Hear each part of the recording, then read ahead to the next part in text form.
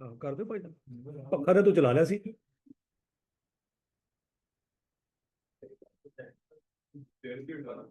हाँ फिर और यहाँ बंद कर, और तेरी मेरे बने प्रोजेक्टर ना बंद कर दे। बस ठीक है काफी है। नजर आ रहा है। चल। अच्छा जी, आप लास्ट हमने सवाल कौन सा किया था? लास्ट क्वेश्चन हमने कौन सा किया था? गर्मी लग रही तो वो एसी चला लो। ये सवाल हो गया था। अच्छा ये करना था हमने। अच्छा रिजर्व, बच्चों ध्यान से। Loan raised specifically to fund the construction of a building a qualifying asset, वैसे ही उसने बता दिया, जान छुड़ाई है। कौन सा एसेट है? इसका मतलब है कि 6 महीने इसके पूरे होते होंगे। ऐसे ही है। और वो कहता है कि कर्जा एक नहीं लिया, 2 कर्जे लिए। लोन ए है 10%, यकम जनवरी 2005 को रेज हुआ था। कितना कर्जा लिया था? 5 लाख। लोन बी है 15%, यकम जून 2005 को कर्जा लिया था। कितना कर्जा लिया था? 4 लाख। ₹100,000 of loan B capital was repaid on 31 July 2005। किस कर्जे को वापस कर दिया गया? कैपिटल का कैपिटल का मतलब मैंने आपको बताया था क्या है। कैपिटल का मतलब वो वाला कैपिटल नहीं है जो ऑनर घर से ले गया था। यहाँ पे कैपिटल से मुराद ये है कि असल लोन जो वापस कर दिया हमने बैंक को। याद है ना? तो कैपिटल रीपेमेंट की बात यहाँ पे ऊपर में हमने कहीं पढ़ी हुई है। किधर पढ़ी है, किधर पढ़ी है, किधर पढ़ी है? हाँ ये पढ़ा हुआ है। There were no capital repayment during the year. क्या मतलब है कि कैपिटल रीपेमेंट का मतलब जब भी लफज आएगा ना सवाल में, इसका मतलब ये है कि हमने लोन बैंक को वापस किया है या नहीं किया। ठीक है जी। यहाँ पे वो कहता है कि 1 लाख रुपया हमने बैंक को वापस कर दिया है, तो इसका मतलब है फिर सारा साल उस लोन पे रेट नहीं लगना। जितना लोन वापस कर दिया है उसको माइनस करके बाकी का साल बाकी के लोन पे रेट लगेगा। ये पहले दिन हमने कैलकुलेशन की थी, याद है ना? 120 मिलियन का लोन लिया था, 5 मिलियन की वापसी कर दी थी, तो बाद में 115 मिलियन पे रेट लगाया था, 120 मिलियन पे रेट नहीं लगा था। अच्छा जी। तो जनवरी में हमारे सर पे सिर्फ एक ही लोन था, तो जनवरी में सिर्फ उस पर सूद लगेगा। जून में हमारे पास 2 लोन थे। पॉइंट समझ आ रहा है कि नहीं आ रहा? तो जनवरी से लेके मई तक एक ही लोन पे रेट लगेगा, लेकिन जून में एक दूसरा लोन आएगा कि 2 लोन आएंगे? 2 लोन पे रेट लगेगा। पहले वाले पे भी लगना है और दूसरे वाले पे भी लगना है। हजमशुद। और ये पेमेंट कब की 1 लाख रुपए की? 31 जुलाई को। इसका मतलब है 31 जुलाई तक लोन भी 4 लाख का था। 31 जुलाई तक लोन भी 4 लाख। 31 जुलाई के बाद क्या हुआ? लोन भी कितना हो गया? 3 लाख हो। ये लॉजिकली पॉइंट समझ रहा है? लेकिन लोन ए में कोई कमी नहीं हुई। लोन ए के ऊपर पूरा साल 5 लाख पे रेट लग रहा है, लेकिन लोन बी में जून और जुलाई के 2 महीने जो हैं वो 4 लाख पे रेट लगेगा, और जुलाई के बाद 3 लाख पे रेट लगेगा। क्या ये लॉजिकली पॉइंट समझ आ रहा है? No other loan capital was repaid, के इसके अलावा कोई पेमेंट नहीं हुई। ओके जी। The only interest income earned during the year was interest income earn on investment of surplus fund from the specific loan in a 6% interest account. वो कहता है कि जितने जितने पैसे हमें चाहिए थे निकालते रहे, बाकी के पैसे हमने इन्वेस्ट किए हुए थे। ये कर्जा कब मिला? यकम जनवरी को। तो क्या यकम जनवरी को सारे पैसे ठेकेदार को दे दिए थे? कितने पैसे ठेकेदार को दिए थे? यकम जनवरी को हमने ठेकेदार को 1 रुपया भी नहीं दिया। हमने ठेकेदार को पैसे कब दिए थे? यकम मार्च को पैसे दिए थे। इसका मतलब है यकम जनवरी को कर्जा तो हमें मिल गया, लेकिन उसमें 1 रुपया भी ठेकेदार को नहीं दिया, वही हमने उसी वक्त इन्वेस्ट कर दिया होगा। किस रेट पे? 6%। यहाँ तक की बात लगी। अब पॉइंट यह है, कर्जा पहले मिल गया है, कंस्ट्रक्शन कब स्टार्ट हुई? तो हमारी वो जो 3 कंडीशन है वो कब मीट हुई? मार्च में। नहीं बात समझ आ रही? ऐसा हो सकता है कर्जा पहले मिल जाए, कंस्ट्रक्शन बाद में स्टार्ट हो। और ऐसा भी हो सकता है कंस्ट्रक्शन पहले शुरू हो जाए, कर्जा बाद में मिले। तो हमने बाद वाली डेट देखनी होती है कि बाद वाली डेट कौन सी है जिसमें तीनों कंडीशन मीट हो। तो तीनों कंडीशन थी कौन कौन सी? लोन होना चाहिए, कॉन्ट्रैक्टर को पैसे मिल जाने चाहिए, और कॉन्ट्रैक्टर भागना नहीं चाहिए। कॉन्ट्रैक्टर काम शुरू कर दे। अगर दो शर्तें पूरी हो गई हैं, कौन कौन सी? लोन मिल गया, कॉन्ट्रैक्टर को पैसे दे दिए, और कॉन्ट्रैक्टर भाग गया, तो इसका मतलब है तीसरी कंडीशन पूरी नहीं हुई। कोई इंटरेस्ट एसेट की कॉस्ट में नहीं जाएगा, क्योंकि एसेट ही कोई नहीं। एसेट की कॉस्ट में इंटरेस्ट जाने के लिए एसेट का होना जरूरी है ना। भैया आपने बिल्डिंग में एसी लगाने हैं, तो उसके लिए क्या चीज जरूरी है? बिल्डिंग होना जरूरी है। प्लाट पे थोड़ी एसी लगाएंगे। और समझ रही है ना? क्या मैं एसी लाना है, कितने भाईजान? बिल्डिंग, बिल्डिंग कितने है, बनावांगे। फिलहाल मैं प्लाट से जाके ला लूंगा। समझ लगी ना? अगर एसेट ही कोई नहीं क्योंकि ठेकेदार भाग गया, तो बोरिंग कॉस्ट किस में जमा करोगे? जमा करने के लिए कोई चीज होनी चाहिए। समझ लगी बात की? कमेंसमेंट डेट 1 मार्च 2005, इसका मतलब है तीनों शर्तें कब पूरी हुई हैं? तो जनवरी और फरवरी के महीने में आने वाला सूद और जनवरी और फरवरी के महीने में मिलने वाली इनकम, ये कहाँ जाएगी? ये प्रॉफिट एंड लॉस में जाएगी। ठीक है ना? हम 1% एक्सेप्शन पढ़ रहे हैं, इसका मतलब ये नहीं कि बाकी 99% फौत हो गए। बाकी 99% का कंसेप्ट अपनी जगह पे मौजूद है। कि जब कोई चीज एसेट में नहीं जा रही होगी, इसका मतलब ये नहीं है कि वो है ही नहीं। इसका मतलब है वो चीज है, लेकिन वो है कहाँ पे? वो प्रॉफिट एंड लॉस में। यहाँ तक की बात समझ लगी? और किस दिन बिल्डिंग बिल्डिंग मुकम्मल हो गई? तो कितने महीने लगे बिल्डिंग को मुकम्मल होने में?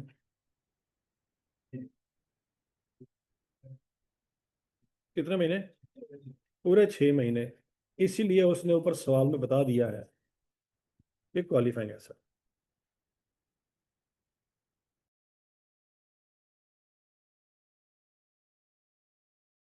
तो क्लियर है सबको? Calculate the amount of borrowing cost that must be capitalise in terms of IS 23। तो बच्चों आप कैलकुलेट कर सकते हैं ये? ट्राई करें, गलत हो जाए कोई मसला नहीं है, लेकिन ट्राई करें।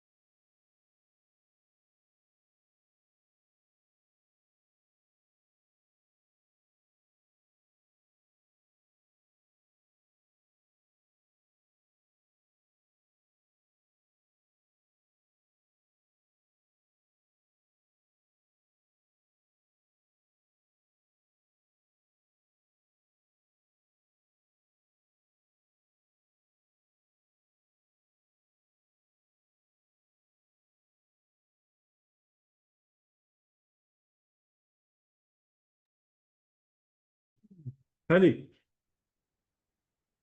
हो गया जी। सवाल कौन सा जी? Question number 2।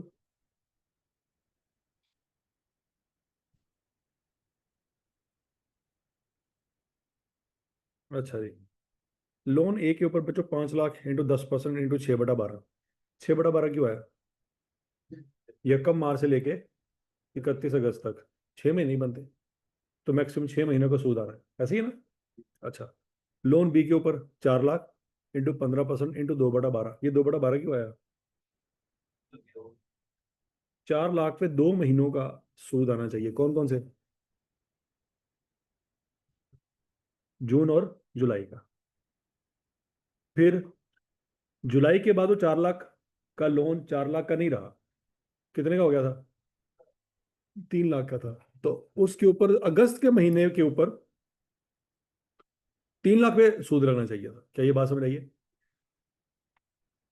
गलत हो गया। देखो ना, बैंक बी से कर्जा लिया था 4 लाख का, कब लिया था? जून में।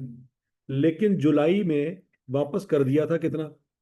1 लाख। तो इसका मतलब है 4 लाख पे जो सूद लगेगा 2 महीनों का लगेगा, ऐसे ही ना? तीसरे महीने में वो लोन 4 लाख का नहीं रहेगा, कितने का हो जाएगा? 3 लाख का। तो 3 लाख पे सूद लगेगा अगस्त के महीने, और 31 अगस्त को बिल्डिंग मुकम्मल हो गई थी। तो बच्चों 1/12, 1/12 समझ आया? यह है अगस्त का महीना। और ये जो 2 महीने कौन कौन से हैं? जून और जुलाई। और ये जो 6 महीने ये कौन से हैं? मार्च से लेके अगस्त तक। यहाँ तक की बात लगी? अच्छा, अब अगला पॉइंट ये है, अब इन महीनों के ऊपर आपको इनकम भी तो मिली होगी ना? आपको 5 लाख के पैसे मिल गए थे, कब मिल गए थे? जनवरी में। तो जनवरी में तो ठेकेदार को पैसे नहीं दिए, तो जनवरी में पूरे का पूरा 5 लाख आपने इन्वेस्ट कर दिया होगा। लेकिन पॉइंट ये है, जनवरी के महीने का जब सूद नहीं लिया तो इनकम भी नहीं ले सकते। आपने बिल्डिंग की कॉस्ट में जो सूद लेके जा रहे हैं वो कब से शुरू कर रहे हैं? मार्च से। तो इनकम भी किस महीने की ले सकते हैं? मार्च से ऑनवर्ड ले सकते हैं, जनवरी और फरवरी की इनकम नहीं ले सकते। पॉइंट समझ आया सबको? कि जिस महीने का सूद नहीं है उस महीने की इनकम ही नहीं आएगी। ये सिंपल असूल है। लॉजिकली पॉइंट समझ आया कि नहीं आया? नहीं समझ आया? ठीक हो गया। तो बच्चों, तो यकम मार्च वाले दिन आपके पास कितने पैसे थे? 5 लाख। कितने ठेकेदार को दे दिए? तो कितने बाकी बचे हुए थे? वो आपने क्या कर दिए होंगे? इन्वेस्ट। किस रेट पे? 6% पे। तो बच्चों 2 लाख आपने इन्वेस्ट कर दिया 6% के हिसाब से, कितने महीनों के लिए? 2 महीनों के लिए। 2 महीनों के लिए क्यों? क्योंकि अगली ठेकेदार को पेमेंट करनी थी 30 अप्रैल वाले दिन।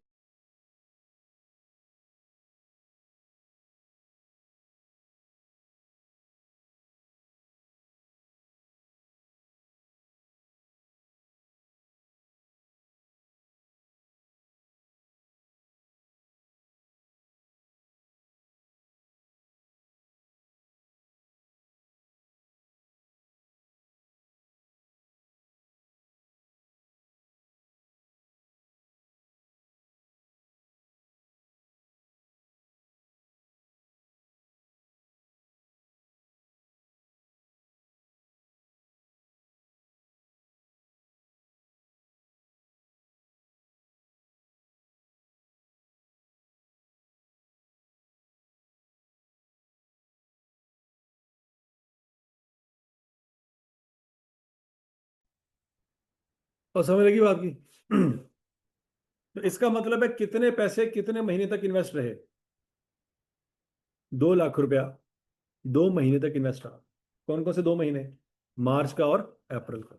तो 2 लाख इंटू 6% इंटू 2/12, ये बात समझ लगी? आपको इतनी इनकम मिल गई, कितनी?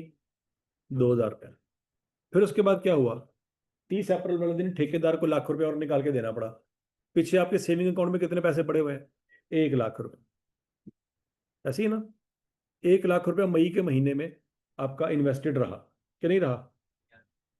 तो बच्चों 1 लाख रुपया इंटू 6% इंटू 1/12, ये 1/12 समझ आया? नहीं समझ आया क्या? देखो ना, तुम्हारे पास थे 5 लाख रुपया। कितने पैसे थे? 5 लाख रुपया था। उसमें से 3 लाख रुपया तुमने ठेकेदार को दे दिया। पीछे कितना रह गया? 2 लाख। 2 लाख तुम्हारे पास ये कम मार्च को पड़ा था। मार्च का महीना और अप्रैल का महीने, 2 महीने तुमने इन्वेस्ट कर दिया। और फिर 30 अप्रैल वाले दिन लाख रुपया तुमने और दे दिया। तो पीछे क्या रह गया? 1 लाख। किस दिन? नहीं नहीं नहीं नहीं नहीं, अभी हौसला करना। 1 लाख रुपया किस दिन तुम्हारे पास था? 1 मई को था। तो मई का पूरा एक महीना वो 1 लाख ही था। ऐसे ही है। मई के महीना गुजरने के बाद 1 जून वाले दिन तुम्हें 4 लाख रुपया और मिल गया। तो इसका मतलब 1 लाख सिर्फ मई के महीने में था। बाद में बढ़ जाएगा वो। मई के महीने में 1 लाख था। मेरी बात सुन लगी? जून के महीने में तो 4 लाख और आ गया ना, वो 1 लाख थोड़ी रहा। तो फिलहाल मई का हिसाब करते हैं। मई के महीने में कितने पैसे थे? हमारे पास 1 लाख रुपया था। तो मई के महीने में 1 लाख रुपया आपको इनकम कमा के दे रहा था। कितना हो गया? 5 लाख। यहां तक की बात सुन लगी? फिर यकम जून को कितने पैसे मिल गए? 4 लाख। लेकिन क्या यकम जून को ठेकेदार को पैसे दिए? नहीं। तो इसका मतलब है वो 4 लाख सारे का सारा इन्वेस्ट कर दिए। 1 लाख पहले ही था और 4 लाख और आ गया। अब इन्वेस्टमेंट अकाउंट में कितने पैसे जमा हो गए? 5 लाख। अब वो 5 लाख रुपया कितने महीने तक इन्वेस्टेड रहा? 2 महीने। कौन कौन से? जून का महीना और जुलाई का महीना। ये वो 5 लाख है। ये 6% है। और ये 2/12। हाँ जी, इस पे किसी को इतराज? समझ लगी बात? ये मई वाला महीना क्लियर हो गया। जून वाला महीना भी हो गया है।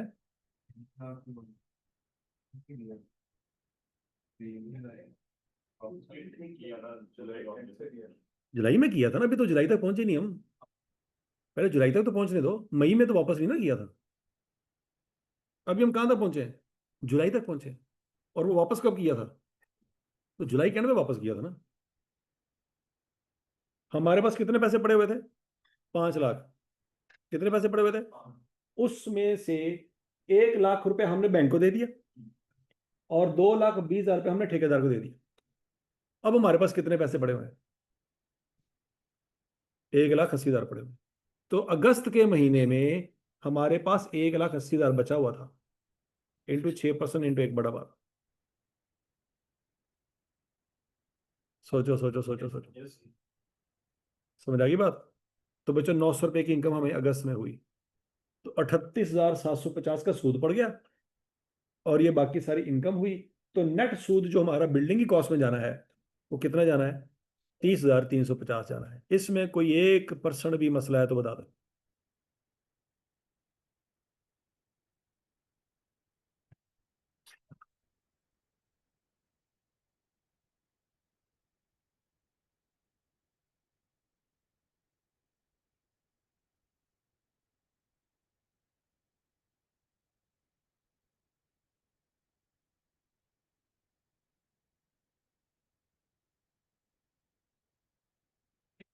ट्रीटमेंट कर सकते हैं जिस तरह हमने यशवंत जी उनको दूसरा लोन लिया 4 लाख का, जो पीछे वाला 1 लाख का प्लस कर दिया। ठीक और है। जो पीछे हमारे पास 1 लाख है उस पे 3 मंथ लगा हाँ सकते कर हैं। सकते हैं, कोई मसला नहीं। बाकी गलत कर ले।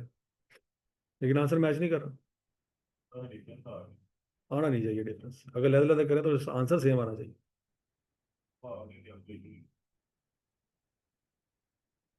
ठीक है। और यहाँ तक की बात समझ लगी?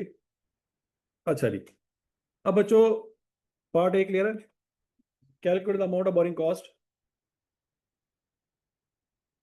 Date must be capitalise in terms of IAS 23।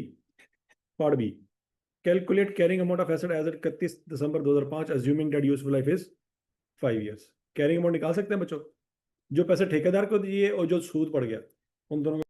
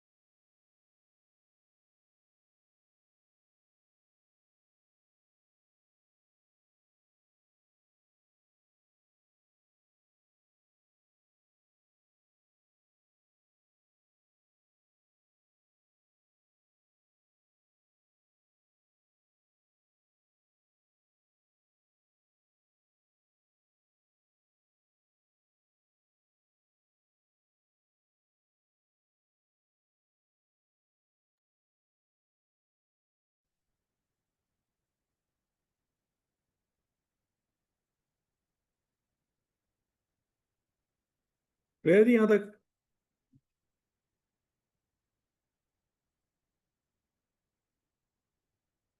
Carrying amount निकल आई है। कैसे निकलेगी बच्चों? कॉस्ट निकालनी पड़ेगी। जो पैसे हमने ठेकेदार को दिए वो सारे कॉस्ट हैं। ठेकेदार को कितने पैसे दिए? अच्छा, जो पैसे बैंक को दिए क्या वो कॉस्ट है? वो तो बैंक को दिए ना, उसका बिल्डिंग से क्या लेना देना? मेरी बात सुन लगी। कॉस्ट में कौन से पैसे आने हैं? जो ठेकेदार को दिए। जो ठेकेदार को दिए वो आने हैं। और जो सूद पड़ा बस वो आने हैं। तो ठेकेदार को बच्चों कितने पैसे दिए? 6,20,000। और सूद कितना पड़ा? 30,350। तो कॉस्ट हमारी फाइनल कितनी होगी? 6,50,350। यहां तक की बात समझ लगी? नहीं समझ लगी? अच्छा, अब अगला पॉइंट उसने ये कहा है, क्या उसने कॉस्ट मांगी है? कॉस्ट नहीं मांगी, उसने क्या मांगी? जिसका मतलब है डेप्रिसिएशन चार्ज करनी पड़ेगी। अच्छा, किस दिन ये एसेट कंप्लीट हो गया था?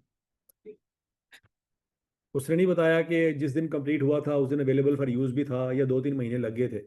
तो अगर नहीं बता रहा तो क्या ज्यूम करेंगे कि जिस दिन कंप्लीट हुआ था उसी दिन ही अवेलेबल फॉर यूज था? जब तक वो खुद बहस नहीं करेगा तब तक हमारे पास चॉइस है कि हम उसी दिन को मान लें कि वो अवेलेबल फॉर यूज था। नहीं बात सुन लगी? वो कहेगा ना कि 31 अगस्त को कंप्लीट हुआ था और 1 अक्टूबर को अवेलेबल फॉर यूज था, तो फिर तो हम डिफ्रेंशिएट करेंगे। लेकिन अगर उसने नहीं बताया तो हम समझेंगे कि जिस दिन वो कंप्लीट हुआ था उसी दिन वो अवेलेबल फॉर यूज था। पॉइंट समझ आ गया? तो कब कंप्लीट हुआ था? 31 अगस्त। तो कितने महीने यूज हुआ? सितंबर, अक्टूबर, नवंबर, दिसंबर। ठीक है जी। उसने यूजफुल लाइफ बता दी बच्चों। अब करना क्या है बच्चों? 6,50,350 को पकड़ेंगे। किस पे डिवाइड करेंगे? 5 पे। फिर क्या करेंगे? 4/12 से मल्टीप्लाई करेंगे। 4/12 कहाँ से आया? सितंबर, अक्टूबर, नवंबर, दिसंबर। तो बच्चों डेप्रेशन कितनी आ जाएगी? 4,3,3,5,7। तो वो कॉस्ट में से माइनस कर देंगे तो कैरिंग अमाउंट आ जाएगी बच्चों 6,06,993। ये पार्ट भी सबको समझ आ गया थी? बोलो तो सही।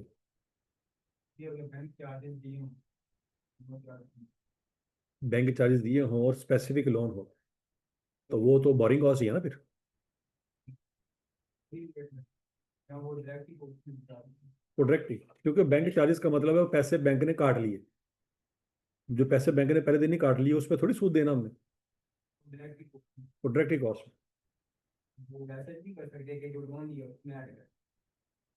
बैंक ने जो हमें पैसे देने थे ना ब्रीफ केस में डाल के, उसने उसी में से पैसे काट लिए। हमें लोन कम मिला। नहीं बात सुन लगी?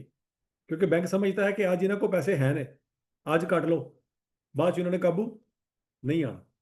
तो बैंक ने पहले दिन ही पैसे निकाल लिए। लोन हमें मिला कम, लेकिन सूद किस पे लगेगा? जो मिला या जो लिखा हुआ है किताबों में? जो लिखा हुआ है, क्योंकि मिला तो कम। नहीं बात सुन लगी?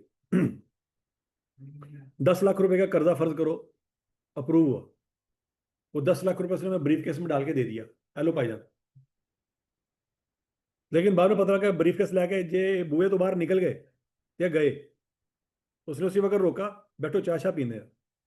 चाय शाह पीने के भी लाने ब्रीफ केस खोला और उसे अपने 50,000 रुपये साइड पे कर दिए। ब्रीफ केस बंद करके हमें पकड़ा दिया। तो हमें वो चाय कितने रुपए की पड़ी? 50,000 की चाय भैया। तो इसलिए किसी के घर जाके चाय पीने वक्त सोच लिया करो ये सानू किन्ने दी पैन लगी। नहीं बात समझ आ रही? जो लोग आपकी एक्स्ट्रा ऑर्डिनरी आओ भगत करते हैं कि आओ मेरा बेटा आया, आओ तशरीफ रखो, आओ जी ये बस कोई रोटी छोटी पकाओ, कोई बिरयानी शरणी पकाओ, समझ आना कि बिरयानी तो किड्डी महंगी पैन लगी। नहीं बात समझ लगी? वो रिश्तेदार अच्छे होते हैं जो मुंह पे बिस्ती कर देते हैं क्योंकि उनको आपसे मतलब नहीं है। और जो बिरयानियाँ खिलाते हैं असल में वो रिश्तेदार हैं जो छुरे निकलेंगे। समझ आ रही कि नहीं आ रही? वो फुफ्फी जो आपको सूट देती है हर ईद पे, ध्यान नाल, वो फुफ्फो ने बहुत महंगा पहना। नहीं समझ लगी? हाँ, ये बात याद रखनी। तो बैंक वालों ने आपको चाय पिलाई और ब्रीफ केस में से क्या किया, 50,000 रुपये के निकाला। तो आप उस वक्त बैठ के पीटेंगे कि काश ऐसी चार चाह जरी सी बाहर खोके तो पी लेते। वो सानू 200 रुपये दी पैनी सी, ऐसा किन्ने दी पई, 50,000 दी पई। अब पॉइंट यह है कि आप 9.5 लाख रुपए लेके बैंक से बाहर निकले, लेकिन जब आप बैंक को सूद पे करेंगे, वो रेट किस पे लगाएंगे, 10 लाख पे लगाएंगे, 9.5 पे नहीं लगाएंगे। क्योंकि किताबों में क्या लिखा हुआ है, 10 लाख रुपया दिया है। नहीं समझ लगी, किताबों में 10 लाख है, चाहे आपको 10 लाख नहीं मिला, बैंक आपसे 10 लाख के हिसाब से सूद लेगा। ओ, ओ, ओ, ओ, ओ, और मेरा आईफोन फड़ कैमरे दिखा रहा है, ये दिखा रहा है टुटदा टुट जाए। क्योंकि वेट नहीं हो रहा, एक एक ही है ताकि अवेलेबल चेक करना पड़ना, that is the just metre. और फिर मैं आपको रिशेड्यूल का जो है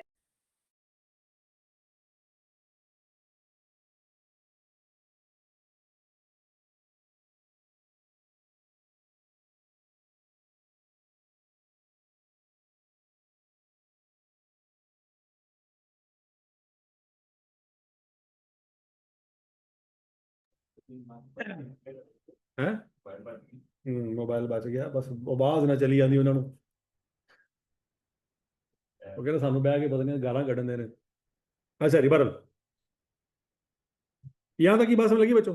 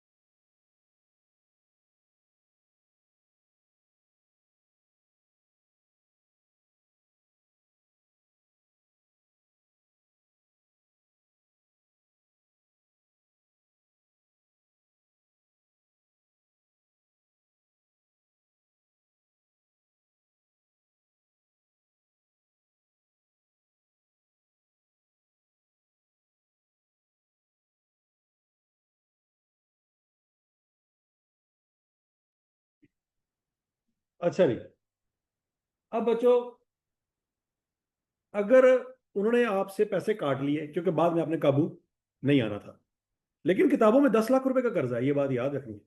आपने सूद 10 लाख पे देना है। अब आपको दो खर्चे पड़ गए, कौन से, एक तो 10 लाख पे सूद देना, वो भी खर्चा है, और वो पहले दिन जो उन्होंने काट लिए 50,000, वो भी खर्चा है।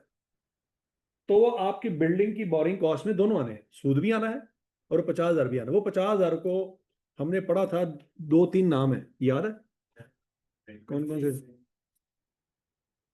तो उसके बड़े प्यारे प्यारे नाम रखे हैं उसने।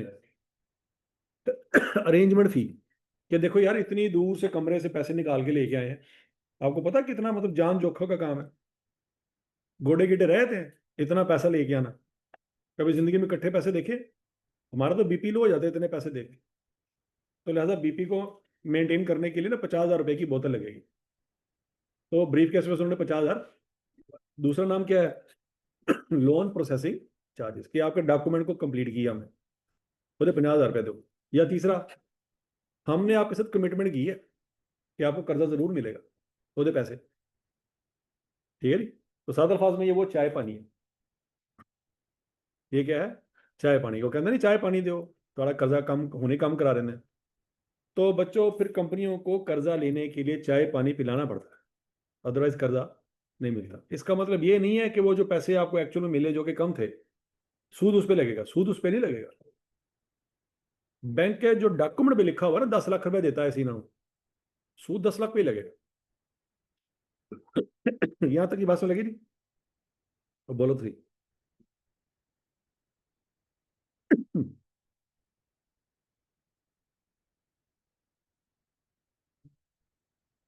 हाँ?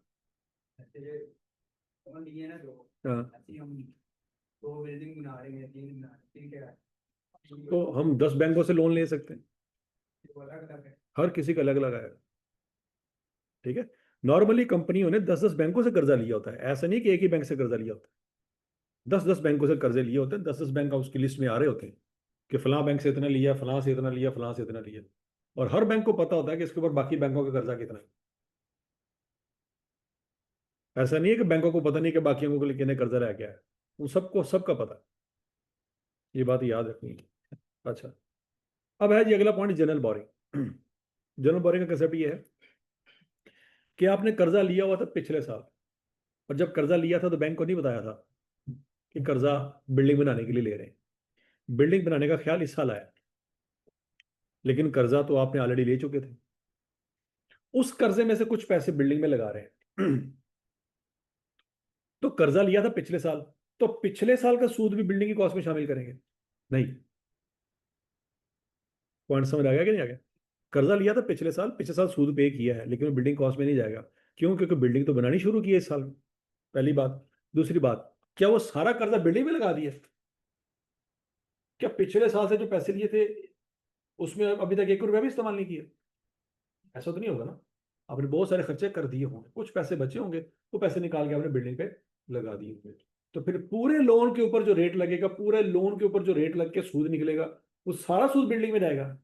नहीं। इतनी अमाउंट बिल्डिंग का अब उन टोटल पैसों में से जितने पैसे बिल्डिंग में जाएंगे ना, सिर्फ उतने पैसों पे सूद लगेगा। नहीं समझ आ रही? स्पेसिफिक लोन के ऊपर सारे पे रेट लगाया था। क्यों?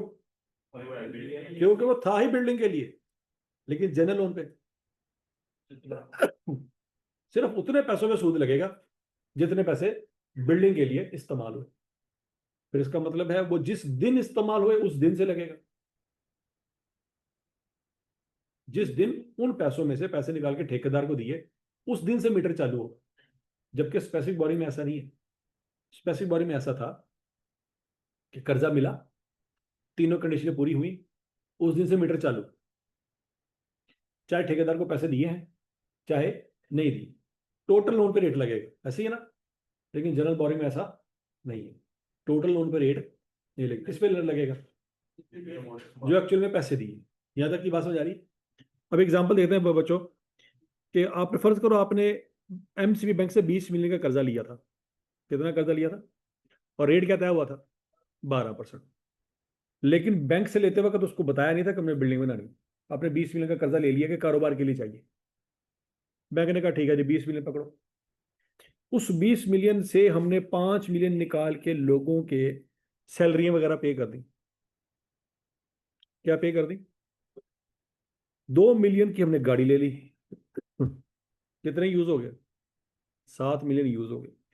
और उसमें से 10 मिलियन हमने construction of head office building पे लगा दी।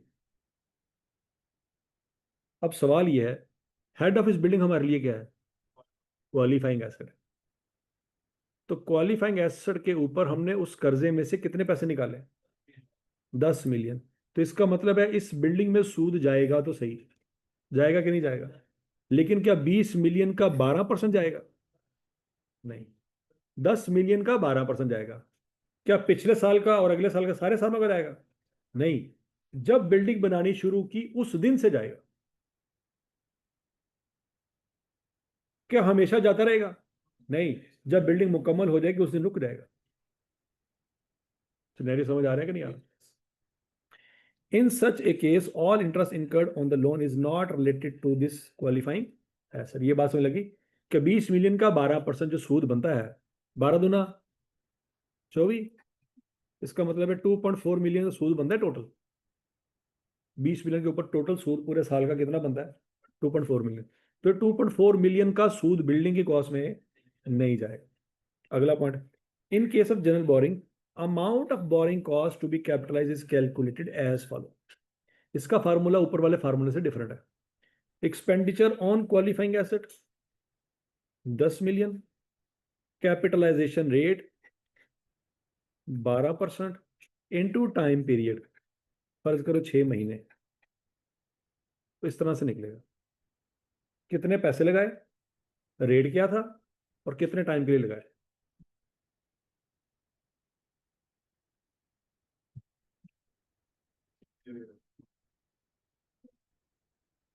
यहां तक की बात लगी कि टोटल सूद तो बनता है 2.4 मिलियन का, लेकिन बिल्डिंग की कॉस्ट में जो सूद जाना है वो कितना जाना है? 0.6 मिलियन। क्या यहां तक की बात समझ आई? अब बच्चों, स्पेसिफिक बोरिंग का फार्मूला याद है आपको? स्पेसिफिक बोरिंग का फार्मूला क्या था भला? पढ़ लो जरा। Amount of interest incurred on outstanding balance of loan. वो इंटरेस्ट जो लोन पे लगा, किस पे लगा? क्या जनरल बोरिंग में भी इंटरेस्ट लोन पे लगता है? नहीं। किस पे लगता है? जो अमाउंट आपने ठेकेदार को पे। तो ये पहला फर्क है। स्पेसिफिक बोरिंग में रेट किस पे लगता है? लोन पे। जनरल बोरिंग पे रेट किस पे लगता है? जो हमने ठेकेदार को पैसे दिए। अगला पॉइंट, स्पेसिफिक बोरिंग में कुछ माइनस भी होता है। क्या माइनस होता है?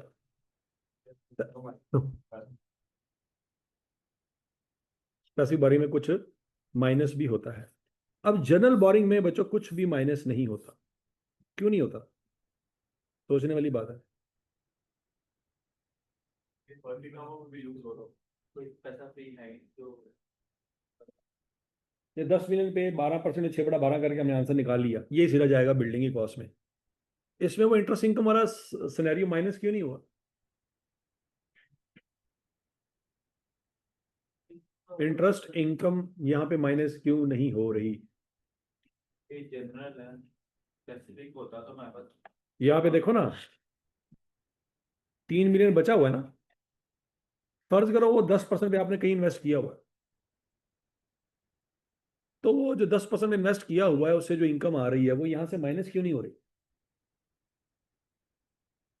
ये कि बिल्डिंग के पैसे के लगा है? सवाल ये है, आपको इनकम हो रही है कि नहीं हो रही? पहले तो ये बताओ, हो रही? माइनस क्यों नहीं की? यहाँ पर आज तो पैसे था, वो तो बिल्डिंग के लिए दिया था ना, जब हमने खर्चा दे दिया कार का वो दे दिया फैन को, वो इनकम है वो माइनस करेंगे। ये जनरल है, इसका कौन सा हमें पता था कि वैसे इनकम है वो अदर इनकम है। कोई और जवाब?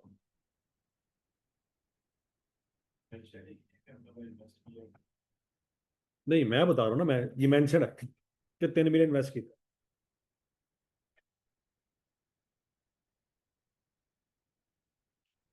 देखो ना, 20 मिलियन का कर्जा लिया था ना, खर्चा कितना किया? 5, 2 और 10।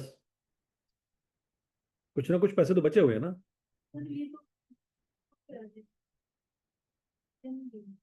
तो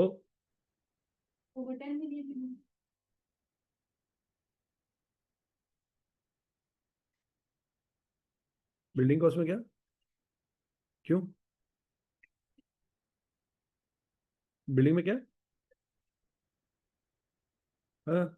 बिल्डिंग ये सब तीन चीजें जो बेस्ट किया है, बोरिंग कॉस्ट तब बनेगी ना जब बिल्डिंग के लिए दिया है, वो बिल्डिंग से ज्यादा है कि हमने बड़े बड़े पैसे बोल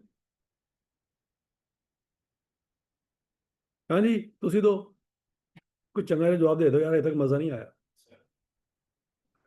पहले डिसाइड कर ली थी टोटल से हम लोगों ने इतना लोन रखने हैं बिल्डिंग के लिए, और उसका जो भी पार्ट इन्वेस्ट कर उसका जो इनकम आएगी वो माइनस होता है, बाकी तो फिर जनरल एक्सपेंसेस में काउंट हो जाएगी। नहीं, इसमें तो फार्मूला ही क्या लिखा हुआ है? फिर मे भी उन्होंने एक्सपेंडिचर ऑन क्वालिफाइंग एसेट। इसमें ये नहीं लिखा हुआ कि आधा लोन यहाँ पे और आधा लोन वहां पे। यहाँ पे क्या लिखा हुआ? एक्सपेंडिचर से क्या मुराद है? हम जो खर्चे से क्या मुराद? पैसे पैसे दे दिए किसको? ठीक है। तो यहाँ पे ये नहीं लिखा हुआ कि जितना भी लोन मिलेगा आधा पहले दिन से तय है कि हमने बिल्डिंग पे लगाना है। नहीं, यहाँ पे लिखा हुआ कि जो ठेकेदार को दिया उस पर रेट लगना है। आपने आधा आधा कर दिया तो उस आधे पे रेट नहीं लगना। किस पे रेट लगना है? जो ठेकेदार को दिया सच्ची मुच्ची। प्लानिंग नहीं यहाँ पे इस्तेमाल होगी कि आपने प्लान क्या किया। सवाल मेरा अभी भी ये है कि 3 मिलियन सच्ची मुच्ची इन्वेस्ट किया हुआ, उसके ऊपर इनकम आ रही है, वो इनकम इस 0.6 मिलियन में से माइनस क्यों नहीं होगी? ये नहीं जवाब आया अभी तक। है फार्मूला क्या? आप आगे के लिए तो खोता ही खूंच पाता हूँ, क्योंकि फार्मूले में नहीं है, बात खत्म। हम तो पूछ रहे हैं कि क्यों। स्पेसिफिक नहीं सर, ये जनरल बोरिंग है शायद, जनरल नहीं है तो ये जनरल, स्पेसिफिक नहीं है, लेकिन पॉइंट ये कि जनरल में क्यों नहीं है। आपके पास है सर, फिर आप देख पा रहे हैं। मैं पे थोड़ी पेश कर रहा, मैं थोड़े को पूछ रहा। मगर तो समझ नहीं आ भी बता रहे। नहीं नहीं, मैं तो चाहना थोड़ी दिमाग इस्तेमाल करूँ।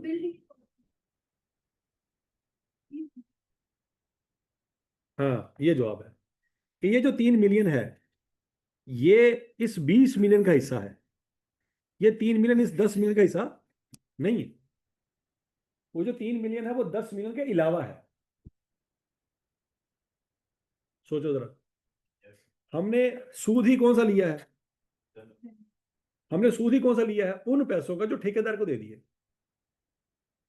अच्छा, जो पैसे ठेकेदार को दे दिए, वो शाम को ठेकेदार के घर में जाके चोरी करके इन्वेस्ट कर सकते हैं?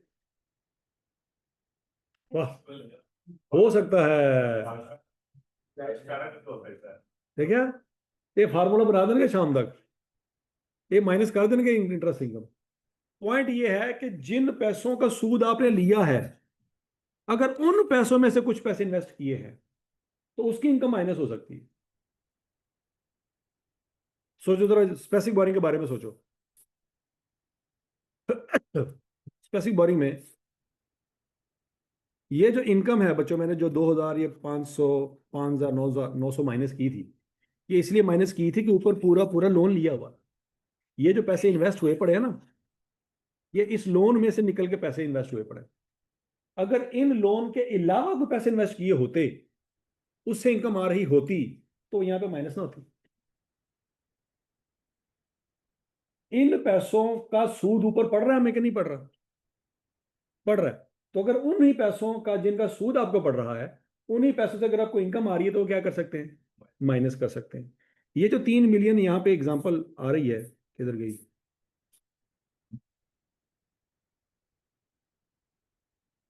ये जो 3 मिलियन इन्वेस्ट किया हुआ है और इसके ऊपर आपको इनकम मिल रही है, क्या वो 3 मिलियन इस 10 मिलियन का हिस्सा है?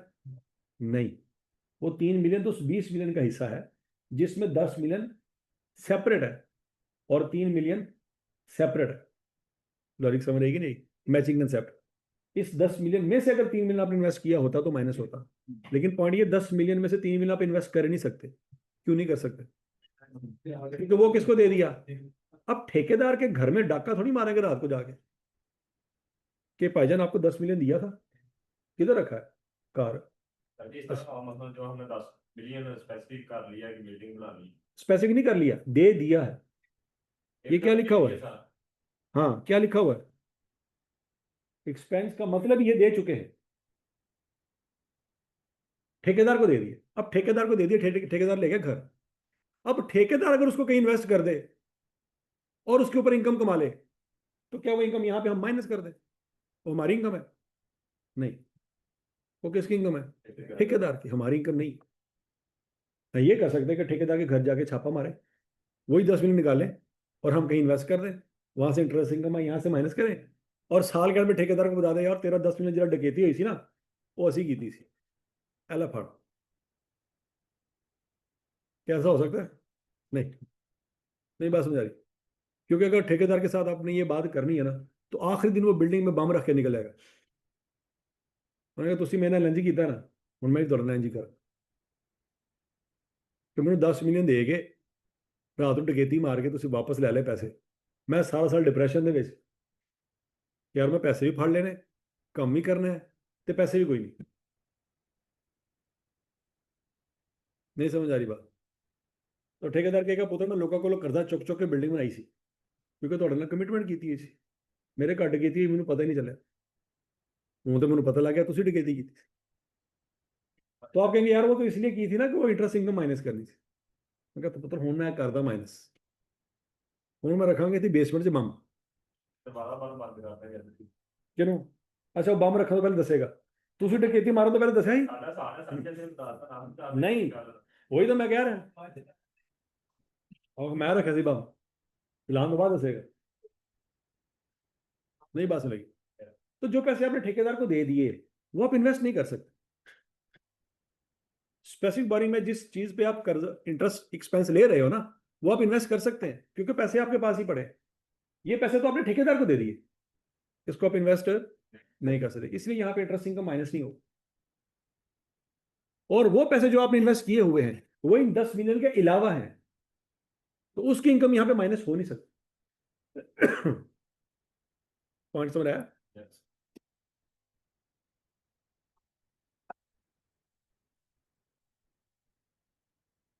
अच्छा जी बच्चों, अगला पॉइंट है कैपिटलाइजेशन रूल।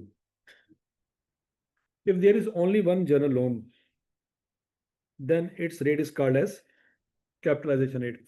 अगर एक ही लोन है 20 मिलियन का तो उसका जो 12% है वही आपका कैपिटलाइजेशन रेट है।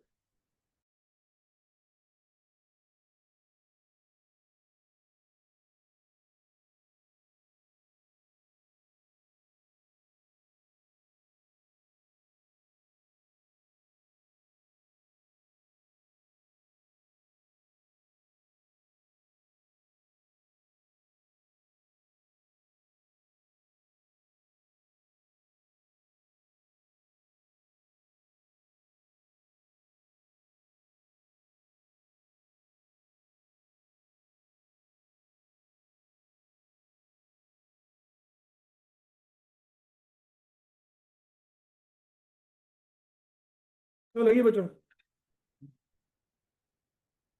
कि अगर सिर्फ एक ही कर्जा है तो उसका जो रेट होगा वो कैपिटलाइजेशन रेट है।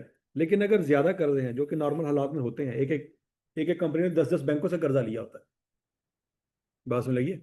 मतलब अलाइड बैंक से भी कर्जा लिया है, स्टैंडर्ड चार्टर्ड से भी कर्जा लिया है, एमसीबी से भी कर्जा लिया है, ठीक हो गया। एमसीबी से भी कर्जा लिया है, बैंक ऑफ पंजाब से भी कर्जा लिया हुआ है, 10 बैंकों से कर्जा लिया हुआ है।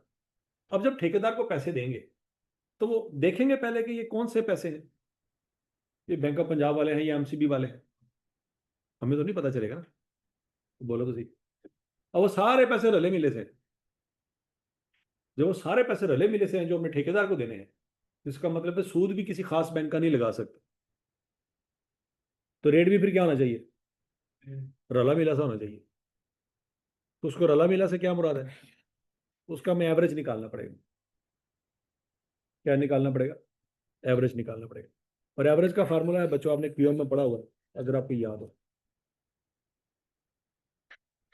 ये पढ़ा हुआ है,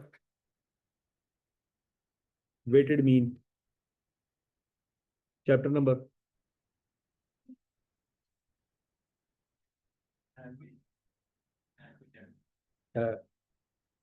खर्च बायोच, कितने साल पहले पास की थी है? चैप्टर नहीं याद। अच्छा चला जैसे स्टैट, अच्छा अच्छा अच्छा अच्छा अच्छा नहीं, स्टैट पहले आंदी है या मैथ पहले आंदा है? शुक्र इन्ना तो पता है। अच्छा नहीं, अब इसका कंसेप्ट क्या बच्चों, वेटेड मीन का हम फार्मूला क्यों लगा रहे हैं? फर्ज करो बच्चों एक बैंक से आपने लिया 1 लाख रुपया 10% के हिसाब से, और दूसरे बैंक से भी लिया आपने 1 लाख रुपया 14% के हिसाब से, तो एवरेज रेट निकाल सकते हैं?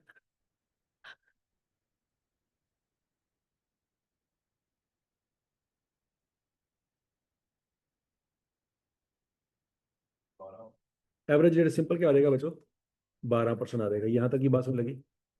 कैसे? 10 × 14 डिवाइडेड बाई 2, नहीं बात सुन लगी? एक बैंक से 10% के हिसाब से कर्जा लिया, दूसरे बैंक से 14% के हिसाब से, तो एवरेज की सिंपल कैसे निकलेगी? 10 × 14 डिवाइडेड बाई 2, सिंपल एवरेज। हौसला हौसला, यहां तक की बात सुन लगी बच्चों? ये तो बड़ा आसान सा है, 10 × 14 डिवाइडेड बाई 2, सिंपल एवरेज।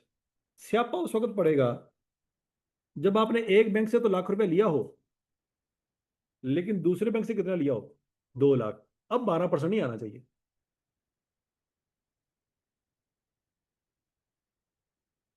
नहीं बात समझ आ रही? देखो अगर दोनों बैंकों से सेम कर्जा लिया है तो रेट सिंपल निकल आएगा। कैसे? 10 × 14 डिवाइडेड बाय 2। लेकिन अगर दोनों बैंकों से कर्जा सेम नहीं लिया हुआ, एक से लिया हुआ लाख और दूसरे से लिया हुआ है 2 लाख, इसका मतलब है जब ठेकेदार को पैसे देंगे तो ज्यादा पैसे ये वाले होंगे, कम पैसे ये वाले होंगे। ये बात समझ आ रही? नहीं समझ आ रही? ठेकेदार को जो पैसे दे रहे होंगे, फर्स्ट को ठेकेदार को हमने दिया है जी 50,000 रुपये दिया है, तो क्या आपको ये लग रहा है कि 25,000 पूरे ऊपर वाले बैंक से और 25,000 नीचे वाले बैंक से? नहीं, ज्यादा पैसे दूसरे बैंक से होंगे, कम पैसे पहले बैंक से होंगे, क्योंकि दूसरे बैंक के पैसे ज्यादा पड़े हुए हैं। नहीं समझ आ रही बात? ये ज्यादा पैसे जो पिक करेंगे लोन नंबर 2 से, ये उसकी रेशियो के हिसाब से है या नो? हाँ, रेशो के हिसाब से। तो इसका मतलब अब रेट फिर 10 - 14 ÷ 2 नहीं हो सकता। अब 14% वाले पैसे ज्यादा हैं और 10% वाले पैसे कम है, तो इसका जुगाड़ ये है। इसका मतलब ये हुआ फिर आपकी जो एवरेज आएगी ना, वो 14% के करीब आएगी और 10% से दूर आएगी। क्यों? क्योंकि 14% वाले पैसों की वेटेज ज्यादा है। तो उस पर फार्मूला फिर कौन सा लगाना चाहिए? वेटेड मीन का। अब वो कैसे निकालेंगे बच्चों? अब हम, ये तो हमारे लिए एक्स है, लेकिन ये हमारे लिए डब्ल्यू हो जाएगा, वेट। तो मल्टीप्लाई करेंगे तो क्या निकलाएगा? WX। करो जरा आंसर निकालो क्या आता है।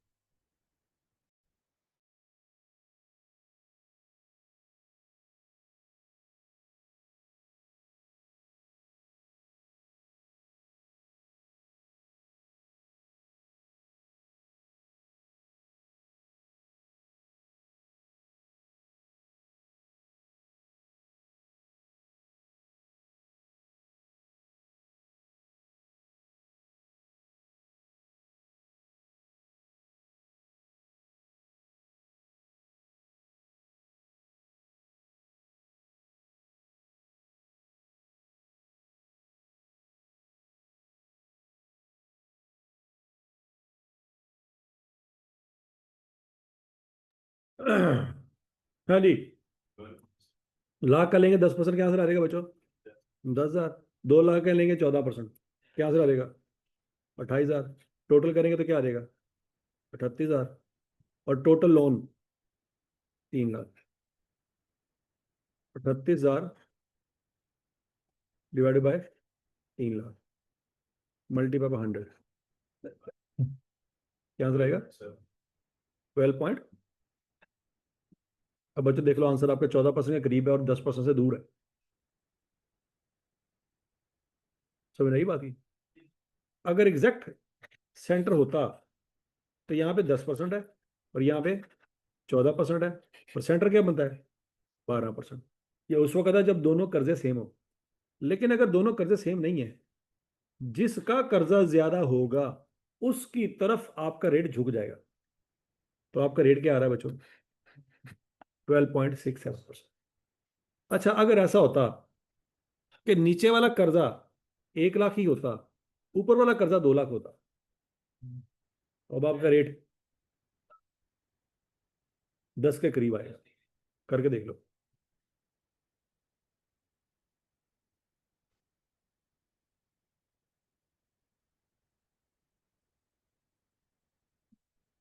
$11.3 11.3। अब आपका रेट 10% के करीब आ रहा है। समझ लगी बात की? इसका मतलब है जिस कर्जे का वेट ज्यादा है, रेट आपका उसकी तरफ झुक जाएगा। अगर दोनों कर्जे सेम है तो रेट बिल्कुल सेंटर में आएगा।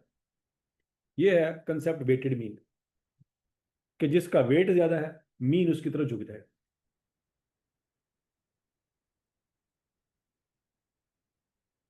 समझ लगी बात की? अच्छा, इसका दूसरा कंसेप्ट क्या है? दूसरा कंसेप्ट ये है कि आपके सर पे टोटल कर्जे कितने हैं? 3 लाख। और आपने साल का टोटल सूद कितना देना है? तो total Sood divided by total कर्जा, एवरेज रेट निकल आएगा। मतलब हम यही एज्यूम करेंगे ना कि 3 लाख पे 38,000 सूद दे रहे हैं, तो रेट बताएं कि क्या रेट लगाएं कि 3 लाख पे जब वो रेट लगे तो हमारा सूद आ जाए 38,000। वो आपका एवरेज रेट होगा। लॉजिकली पॉइंट समझ आ गया? मतलब ना 10% ना 14%, 3 लाख पे क्या रेट लगाएं कि आंसर 38,000 आ जाए, तो रेट निकलेगा 12.67%। शुद्ध।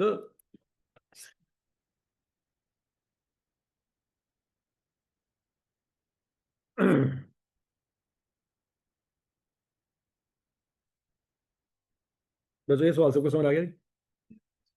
अब बच्चों आगे देखते हैं question number 3। MCQs private limited has the following general loan outstanding as at 31 दिसंबर 2005। 31 दिसंबर 2005। कर्जा नंबर 1 6%। कितना कर्जा लिया हुआ था? 3 लाख। कर्जा नंबर 2 8% पे। कितना कर्जा लिया हुआ था? 2 लाख। कर्जा नंबर 3 9%। कितना कर्जा लिया हुआ था? All the 3 loans were brought forward from previous year. कहता ये कर्जे पिछले सालों में लिए हुए थे, मतलब 1 जनवरी वाले दिन ये कर्जा था। Neither loan is taken during the year nor is repaid. इस पूरे साल में ना तो कोई नया कर्जा लिया है और ना ही कोई पुराना कर्जा वापस किया है। इसका मतलब है ये तीनों कर्जे 12 महीने पुराने हैं। तो तीनों कर्जे 1 जनवरी को भी थे और 31 दिसंबर को भी थे। पूरे 12 महीने कर्जे हमारे सर पे रहे। ठीक है जी। क्या कैलकुलेट करें जी? कैपिटलाइजेशन रेट कैलकुलेट करें। कर सकते हैं? करें जरा।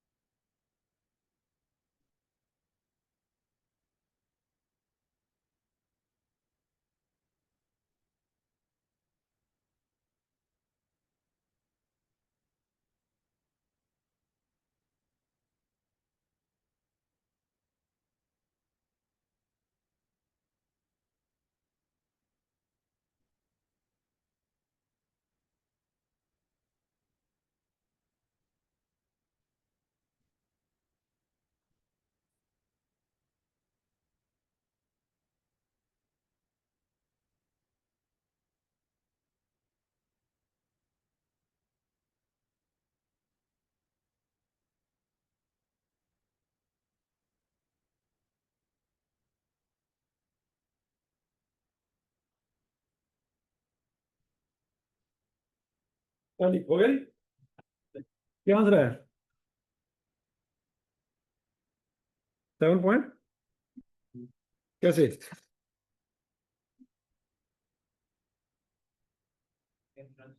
ये आपके लिए बच्चों वेटेड है, ये वेट ऐसे ही है, और ये आपके लिए एक्स है।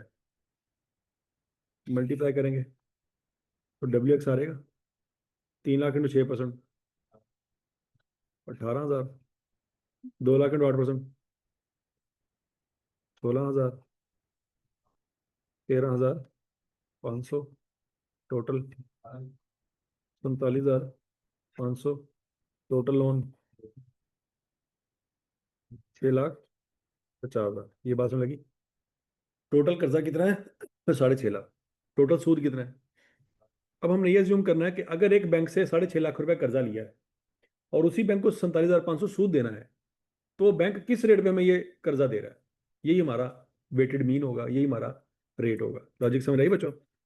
47,500 डिवाइडेड बाय 6,50,000 इंटू 100, 7.31। तो जब हम ठेकेदार को पैसे देंगे, ना तो वो पैसे 6% पे होंगे, ना वो पैसे 8% पे, और ना वो पैसे 9% पे होंगे। वो किस रेट पे होंगे? 7.31% पे होंगे। क्योंकि हमें नहीं पता कि ठेकेदार को जो पैसे दे रहे हैं वो इस 3 लाख में से निकल रहे हैं, या इस 2 लाख में से निकल रहे हैं, या इस 1.5 लाख में से निकल रहे हैं। अब सारे पैसे मिक्स हुए पड़े। नहीं बात सुनाई?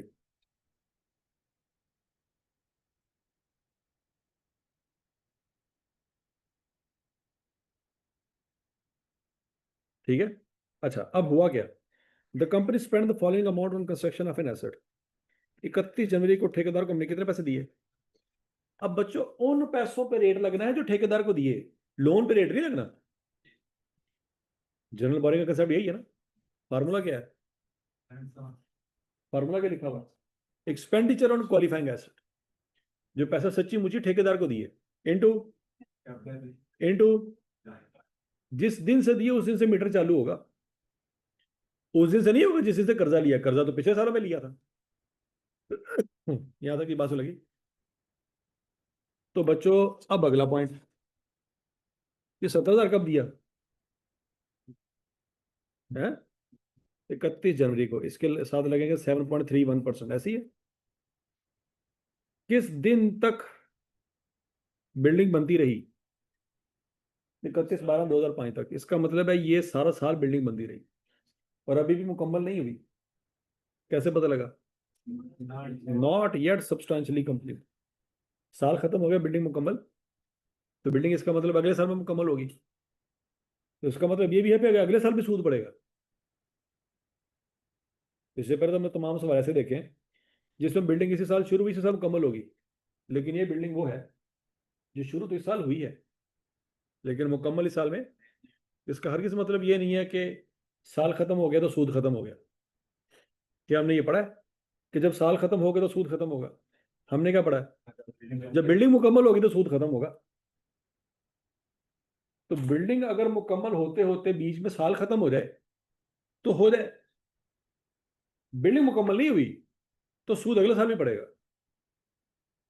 यहां तक की बात लगी? लेकिन फिलहाल तो इस साल तक की कैलकुलेशन करेंगे ना, इस साल तक का कितना बन गया। तो कितने महीने बनते हैं बच्चों? 11 महीने बनते हैं। बोलो सही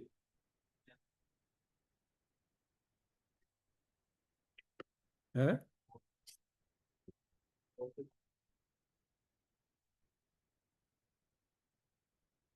4691 पॉइंट। ये सर आउट करके अच्छा, 9 अगला बच्चों।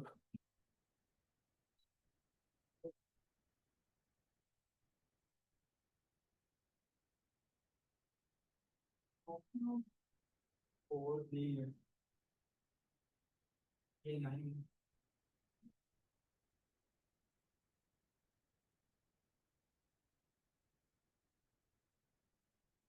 यानी क्या आंसर था?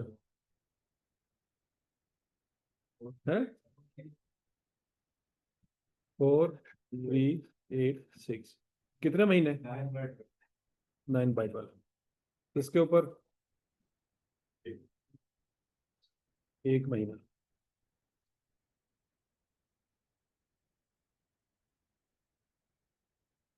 9। ये बात समझ लगी थी? तो बच्चों दो चीजों का आंसर आपने दे दिया। कौन कौन सी? कैपिटलाइजेशन 8 और दूसरा बोरिंग कॉस्ट कितनी आती है। तीसरी चीज क्या है? कैरिंग अमाउंट ऑफ एसेट निकाल सकते हैं कैसे?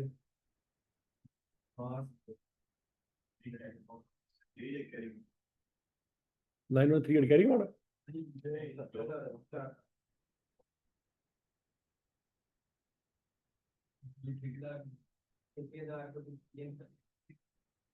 हाँ, प्लस टेबल आंसर बताओ शाबाश।